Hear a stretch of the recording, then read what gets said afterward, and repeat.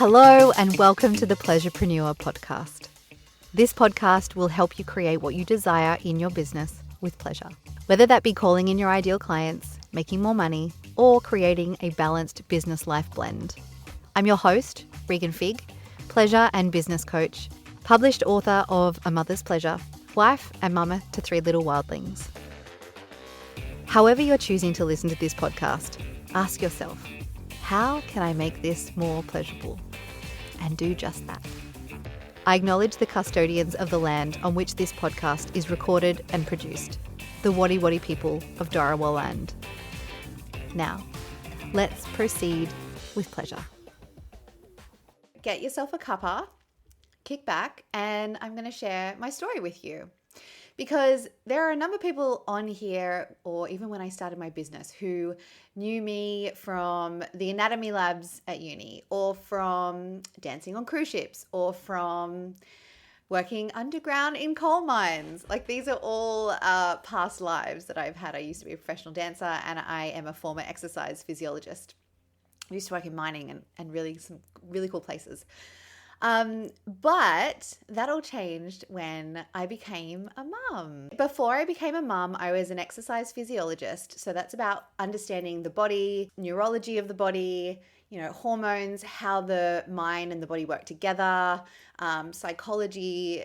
And I was also a yoga teacher and meditation teacher.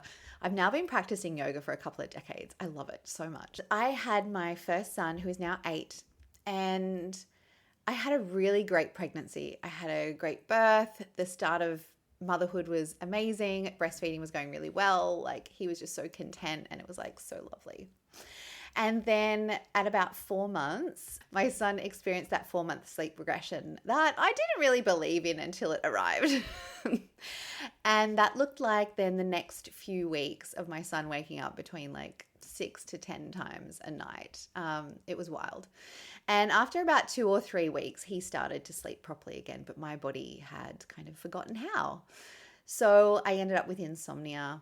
I ended up sleeping, 2 to 3 hours, broken sleep a night for weeks. And that then evolved into postnatal depression and anxiety. And so it was not a fun time. And I was like so humbled. I remember being in my midwife's office when I was pregnant and her handing me the leaflet for postnatal depression. And I was thinking, like, I'm not going to need this. I've never had any mental health challenges. Like, I know so much about the body. I understand like what happens in pregnancy and birth. And, I've always been the eternal optimist. I'm going to be fine. Like, I'm not going to need that, So I was definitely humbled in that sense. What happened then was me being the eternal scientist. If you're familiar with human design, I'm aligned 3, which is all about experimenting and learning and being the student and uncovering and failing and trying again and trying out new hypotheses and going deep into what it is you're interested in, and then not sharing those lessons or those learnings with people until you really understand like all angles of it. So that is what I did. That became my project 4 months into motherhood. By about then, it was about sort of 6 or 7 months. I read all the books. I listened to all the podcasts. I did all the psychology sessions. I did group therapy, which was actually kind of fun. I think another group of mums sitting in a circle with their babies. So, I did all the things. I learned so much. I tried all these different things out. All of my yoga practices and experiences, like I worked out how I could translate them into motherhood, off the mat and into my experience of motherhood in terms of making myself feel better, in terms of mindfulness. And so I played around so much with uncovering what would make me feel okay as a mum, because so much of the things that I'd leaned on before weren't accessible to me or so readily available to me in motherhood. Like, think about like a 90-minute yoga class with a breastfed baby who wants to feed every 90 minutes. Like, it doesn't really work. So for a good couple of years, that was about me learning to be okay. It was only about 6 months into that recovery period when I started to feel better. We moved interstate down to Melbourne from Wollongong in just south of Sydney. And within a couple of months, I was pregnant again. So our first 2 are only 2 years apart. So you can imagine I've kind of just gotten over this experience of insomnia and depression and anxiety. I'm starting to try out all of these different things. I'm starting to feel better in myself. And I'm like so fearful now that, I'm having these thoughts of like, well, now I'm pregnant. If I, really struggled with just having one child, what's it going to be like with two? And we'd moved interstate away from all our family and friends. I was like, this is not going to be good. However, I coached myself even back then before I was an official coach. I coached myself and I worked on my mindset to be like, okay, well, how can I implement what I've already learned and what I've been experimenting with and bring that into my experience of motherhood? And so anyway, that second pregnancy, again, smooth sailing, great home birth, great introduction to being a mum of two. And so then it was about really like up leveling that integration of all of the practices and knowledge and experience that I'd had with making myself feel okay. So after I had my first babe and I had those struggles, it was like, okay, my project was like, how can I feel okay? And then when I was pregnant with my second, it was like, how can I feel good, right? I want to just feel good. Anyway, after I'd had my second babe, so I didn't go back to work because we moved down to Melbourne. I ended up resigning from my position. And I was like, okay, I'm a stay-at-home mum. And I did have a foray into studying naturopathy in there. I think I lasted about 3 weeks, and then we had to hand in some kind of like 5% assignment. And I was like, I'm not doing this. So yeah, after I had my second, about 2 or 3 months after he was born, I got this little nudge, this desire dropped in of like, you should share this knowledge. You should start your own business.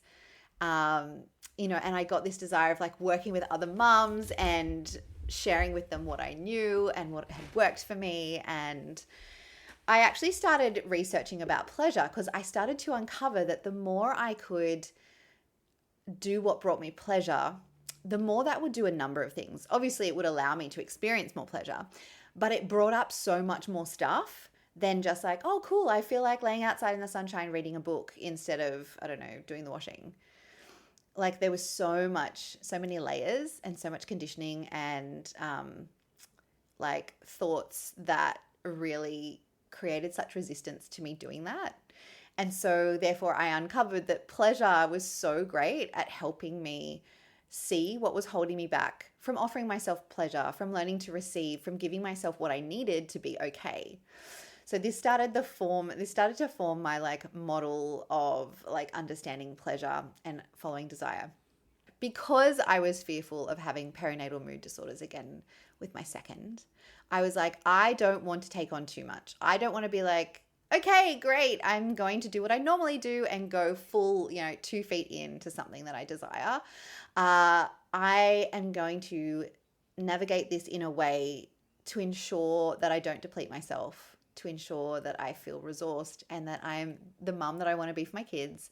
And I do not want to end up back in that place of depression, anxiety, insomnia. And so I made a deal with myself, which was I would let myself honor my desires to launch my own business as long as it brought me pleasure, it was desire driven, and it didn't deplete me. So as soon as I started thinking like, oh, I should do this thing, or so-and-so told me I must do this, and it felt like dread, or it just sucked the life out of me. Like, that you'll have your own kind of vibe or feeling of what like a no means for you, right? The opposite of desire. So when I started to sense those kind of patterns or experiences, I knew that I was out of alignment. So I would just keep bringing myself back to what brought me pleasure, to doing what I desired, to ensuring that the way I was operating in my business and what I was offering and the people I was working with and, the amount of offerings and content and things like that I was sharing was in alignment with me feeling good. Yeah. And so I started out just running women's circles in Melbourne. The first one I had, it was filled up with 12 people. I was like, oh my God, this is so easy. What's everyone complaining about? Business is great. You just tell people to come and they come. Anyway, so that was my first experience of a full sold out women's circle. And I realized because I was in that real fresh postpartum, and probably because I hadn't built my capacity yet, it took me a good 24 hours to kind of energetically recover from holding a 3-hour women's circle and holding that space for people. And so I did a handful of women's circles, monthly women's circles, which was so great to actually meet a whole bunch of other women and hold space and share my knowledge and all that kind of stuff. But after a few months, I realized that women's circles wasn't for me. And I started working with people one-on-one, and that was coaching. And it looked like blending yoga, meditation, breath work, mindset work into their motherhood experience. I ran a few, what I called the rationed retreat. So it was like, instead of for mums, not being able to have a full day or a full weekend to go on retreat, I rationed that out over 4 weeks. So we would have a good 90-minute, 2-hour session each week for 4 weeks. And we would do all the things that you would do in a retreat. It was so yummy. And yeah, so I kept going with that, but my heart kept pulling me towards coaching with women and having those deeper conversations and just being able to share what I knew and what I'd learned and what worked for me. And so then I began sharing online. Yeah, I started sharing online group programs around, if you were here way back when, my first one was the Mama Cup Filler. Do you remember that? It was so good.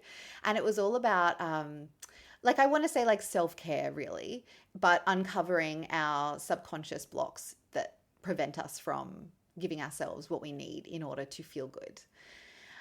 So yeah, I ran lots and lots of online group programs.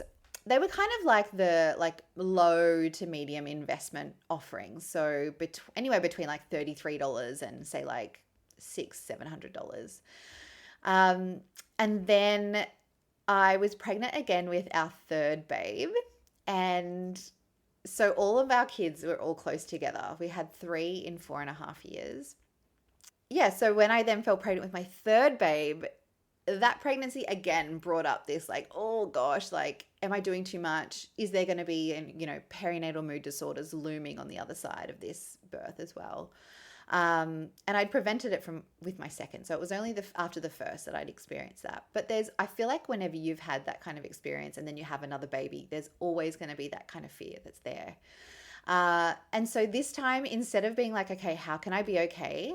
Which then with the second babe became how can I be good?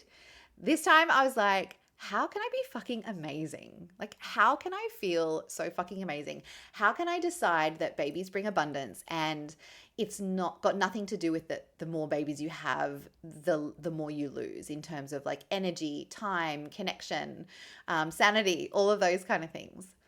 And so I stepped up my self-coaching work again to ensure that I actually felt amazing throughout that pregnancy and becoming a mum of 3 with 3 under 5.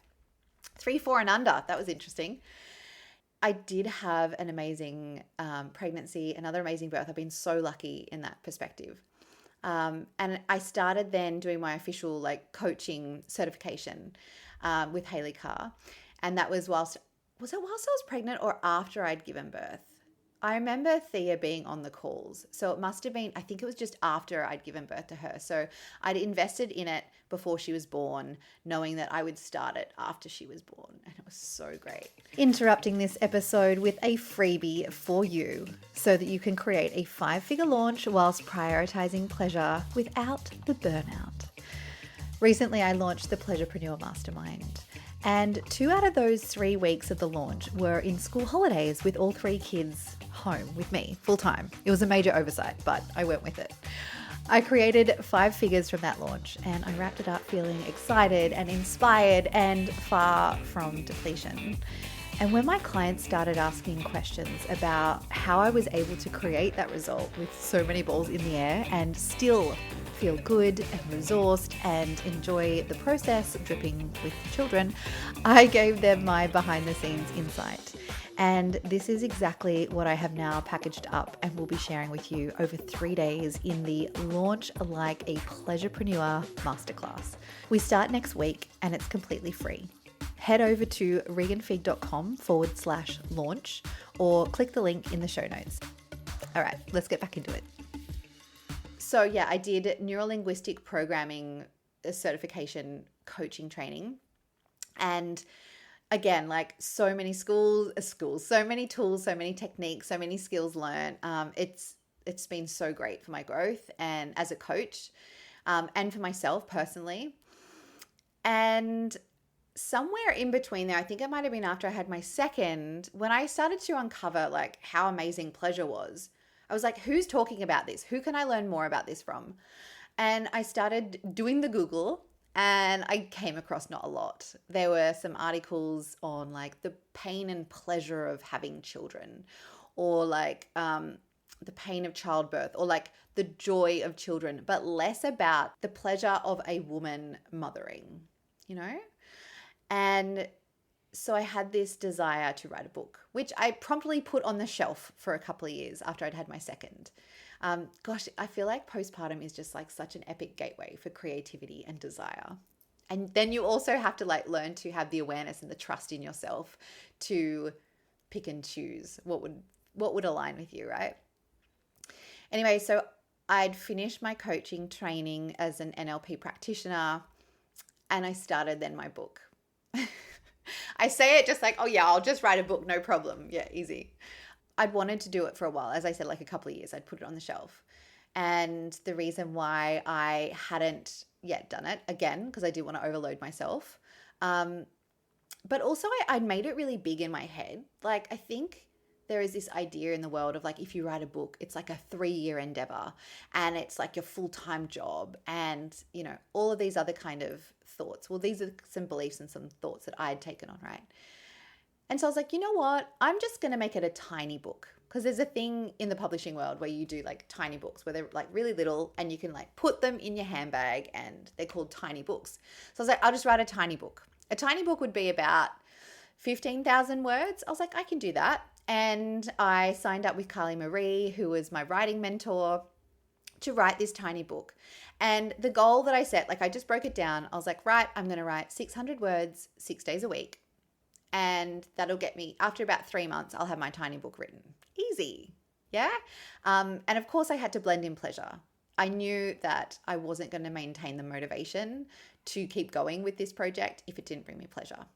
Hot tip, if you're a feminine being out there, like interweave pleasure and you will maintain your motivation to complete the project. So that looked like every night between 7 and 8, or was it 8 and 9? Anyway, it was an hour a night. And I decided, I'd like reprogrammed my brain to decide that this was going to be a really nourishing, like self-care, personal growth experience for me every night. So I looked forward to it every night. I would always have my binaural beats playing. I would have some like cacao, or occasionally like a wine or a tea. And it became such a beautiful process. I wrote 12 out of the 14 chapters in about 2 or 3 months, because, by the way, it ended up being a proper book. It ended up being like 36,000 words, which was more than double what I had initially intended. And the last 2 chapters, there was so much resistance to writing them, because I'd gotten to the end and I was like, oh, I'm going to write this book and publish it. And that was terrifying, to have someone else, anyone in the world, buy my book and read it, read what came from my heart and what I'd learned in stories. And yeah, so anyway, again, another really great self-coaching experience to get through that period, because by then I'd finished up with Carly Marie. And long story short, I ended up writing my book, and it's all about learning to open to and experience more pleasure in motherhood as a woman mothering. All of the things that I wanted to learn that I couldn't find out there, I uncovered myself and I put it in the book. I think it's on special on Amazon at the moment. So if you want to buy it, go check it out. I also have the complete book as an audiobook on my podcast. So every chapter is an episode on the podcast. You can listen to that for free. So I wrote the book, I published the book, I had a party for myself writing the book. That was so fun. And yeah, during that time of writing the book, I also then was working with other women, coaching them to experience more pleasure in motherhood for themselves as women mothering. And that's where my business was headed, and where I was signing my clients and making my money and, you know, creating such fulfillment and helping others. And as my business started to evolve and grow, my clients started to evolve as well. And I realized I started to attract more clients that they wanted to experience more pleasure in motherhood, in their life, but they also wanted to experience more pleasure in their business as well, because they could see how much pleasure I was getting from operating my business with 3 little children at home. I was a full-time stay-at-home mum, and also running my business. Yeah, and so I started to call in more clients who wanted help experiencing more pleasure in their businesses, who also wanted to use pleasure to create better outcomes in their business. Because in case you're new around here, I have to tell you, like, pleasure makes everything so much more easeful, and pleasure creates better results because you have better access to your mind. You're not stressed, because I'm not going to go through the whole list of benefits here, but what I know to be true and what my clients started to discover was the more that they could tap into pleasure, the better and the faster they could create the outcomes they desired in their businesses. Fast forward another couple of years, and I'm pretty much now solely working with women who want to experience more pleasure in their business, who want to create multiple 4-figure months to 5-figure months in their business. So this looks like multiple 4 figures is like up to $10,000 a month, right? And then the 5 figures is like 10,000 beyond. And the reason why I'm working with these women is because typically it's not at the very, very, very start of their business. They've maybe had a couple of years in business. They've tried a few things. They know what they like, what they don't like, or they're learning how. And they're ready to really scale up their business, right? And so, I have been working with women, helping them experience more pleasure in their businesses for the last couple of years. I'm coaching most women on experiencing more pleasure in business, in hitting those multi-4 and 5-figure months in their business, whilst also leading pleasure-filled lives, right? Because I think there's this idea that, we have to sacrifice one for the other. It's either money or it's enjoyment of our life. And I'm evidence that you can take with you that doesn't need to be true. You can have both. And so I share different strategies I use, really simple systems that I use. There's a lot of mindset work in there as well. And this is how I help my clients now, experiencing more pleasure in their business, making those multi-4 and 5-figure months. I typically coach other women who you would probably consider to be coaches or mentors. That doesn't necessarily mean that they are coaches, such as relationship coaches or life coaches. But oftentimes they are, say, doulas or naturopaths or astrologers or motherhood coaches. I suppose that comes under the category of coaches. But they are good at what they do, and they want to create a program where they can work with people one-on-one with high ticket offerings. So if you're interested in working with me, but you're like, oh, I think Regan only works with coaches, we look at how we can change the structure of your business to make it so much more aligned for you, where you are in that experience of sharing your knowledge with other clients, but you are operating with high ticket, so that's like $1,000 plus, higher ticket offerings, and still experiencing what you want to experience in your life in terms of pleasure and ease and rest, because I value so much of those things. So it's all about pleasure, well-being, looking after yourself, being connected to the ones that you love, doing the things that you love, and having time and energy to uncover more of the things that you love. I've taken up surfing over the last sort of 9 months or so, and oh my gosh, I love it so much. It is so great. It's all about those things and growing your business. Like actually doing the activities and the action, taking the action that actually moves the needle, as opposed to doing a lot of the stuff that makes us feel busy but doesn't actually grow our business. So if you're feeling like that now, if you're feeling like, oh, I don't really have that much time to do anything more in my business, or I don't have that much time to get coaching or to upskill or to learn anything new or take on any more new information, and you're not experiencing the results in your business that you want to experience, here's a lesson that I learned. If you're feeling that kind of busyness and you're not creating the results you want to create, you're doing the wrong things.